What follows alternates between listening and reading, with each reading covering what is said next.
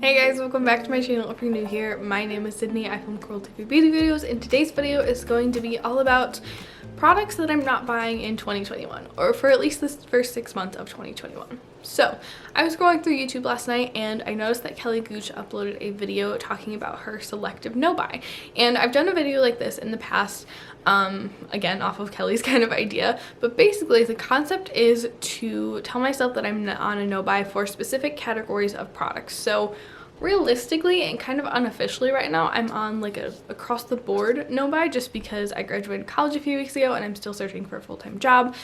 But I feel like even once I get a job and once I am in a better financial place to start purchasing makeup again, probably shouldn't be purchasing products that are in these categories for one reason or another.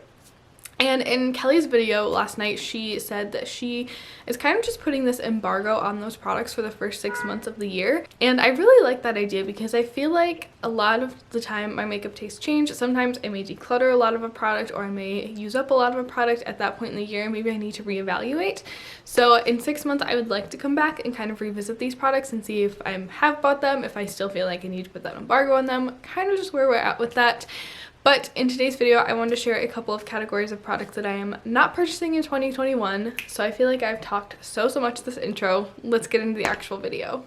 Okay, you guys, so the first product category that I am banning myself from temporarily is single shadows. And not single shadows that I put in like my magnetic palettes, like standalone single shadows, like a Super Shock shadow, or I'm trying to think of another example, like an Hourglass Scattered Light shadow, something like that. I love these shadows. I go on weird kicks where I'm like, you don't need any more of those and you never need to buy one again, and they're silly purchases because you don't use them as much as you use like regular single shadows.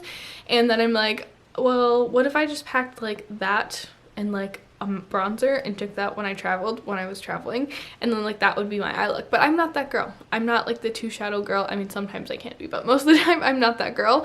I also want to tell you guys, I'm working with some natural light today, so if you see the light kind of fluctuating in and out, that's why. But I just feel like I love these shadows in theory because they tend to be special shadows. They have some sparkle to them. They're beautiful topper shadows, but I don't get as much use out of them as I should, and I'm not using the ones that I already have in my collection as much as I should. So I'm currently putting an embargo on those. I don't really foresee myself taking that ban off in the next 6 months, but I guess we'll see how the year plays out. Next we have powder blush, you guys. This one I'm a little bit hesitant to do, and I don't know why, because I don't think I've bought a powder blush in probably close to a year anyways. I think I bought one in the last Ulta 21 Days of Beauty sale last spring, and that was it. But I'm kind of having a love affair with blush at the moment, mostly with cream blush, which is also on this list. We'll talk about that in a second. But I just feel like I kind of want a couple more blushes in my collection. The Menagerie blush palette's really calling my name. The Cosmetics Heaven's Hue blush is really calling my name. So like I feel like this one's going to tempt me, but I also know it's the right choice to make because I have so many powder blushes in my collection, and honestly I'm really on a cream blush kick right now. And while I want to start kind of using them in conjunction so I'm getting equal use between the two, I'm not going to use up my blush collection overnight. Again, this is one that I can kind of see myself allowing to buy maybe one in 6 months, but I don't think it's something that's ever going to completely like lift and go away. Alright, while we're on the topic of blush, let's talk about cream blush. I was a cream blush crazy person last year. I think I had one cream blush at the beginning of 2020, and now I think I have, I don't know, maybe like 10 or 11. I've got a lot of them, you guys. I really love cream blush, and for a while I was okay with myself buying like one here and there because I was using them. I've been using them consistently for about a year at this point, almost exclusively. But at this point I'm like, okay, can I realistically finish up all these cream blushes in the next year?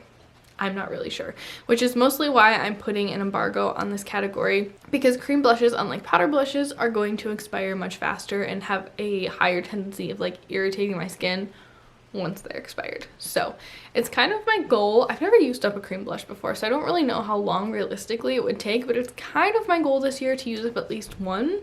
2 or 3 would be fantastic, but I know realistically probably 1 is a safer bet.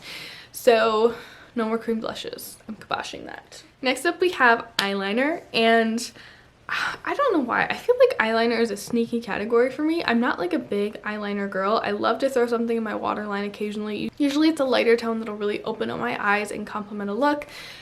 I feel like I just like slowly collect eyeliners. Like if I'm ordering something and I need like just a couple more dollars to get to free shipping, I'm kind of like, oh, let's just grab an eyeliner.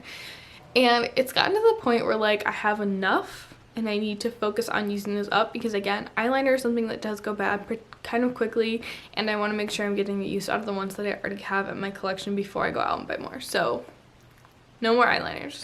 I've also decided to cut myself off from buying lip products as a whole, with the exception of lip liner. I've got so many lip products, you guys. I'm good. I don't need any more. But I do feel like there is a little bit of a hole in my collection when it comes to lip liners, and it's something that I've been thinking about a lot the past couple of months, kind of expanding my lip liner collection a little bit. I feel like I'm paralyzed by indecision because I'm not sure which shades to get. ColourPop had a set a couple of months back. I don't know if they still have it, but it was like a little curated 10-pack of lip liners. They were all very neutral, which was kind of the reason why I talked myself out of it, but I just feel like there's a lot of value in having more than like a mauve lip liner in your collection, which is kind of what I'm working with right now. So that is something that I'd be okay with expanding my collection a little bit more with like some cheap NYX liners or Essence liners or something like that. But lip products across the board, I don't need any more. The final two categories that I wanted to put a little no buy on are foundation and concealer.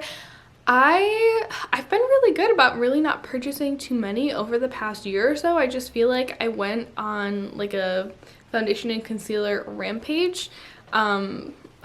Was it 2 years ago at this point? I don't know, it was kind of a while ago, and I just bought a bunch of foundations at once, and I did an okay job of using those up, but I still feel like there are some in my collection that are kind of residual from that time, and that I just like, they're not bad foundations, but they're not my perfect foundation, so I'd really love to just take my time and focus on using those up. I also kind of feel like while I haven't bought an exorbitant amount of foundations, I'm also not using them up at the rate that I used to, because of course with the past year we've all been wearing masks, and since I have really acne prone skin, I don't wear makeup under my mask as a rule. So I haven't been wearing foundation on a daily basis when I was going to class, when I was going to work, and so now it's just kind of like when I want to film or just play with makeup, which is often, but not as often as it would be for everyday wear. So that's kind of the reason I've kiboshed some of those. I feel like I kind of want to add a contingent to my concealer no buy. I've noticed over the past couple of weeks that a lot of my concealers are just the wrong shade for me. Like there's no ifs, ands, or buts about it.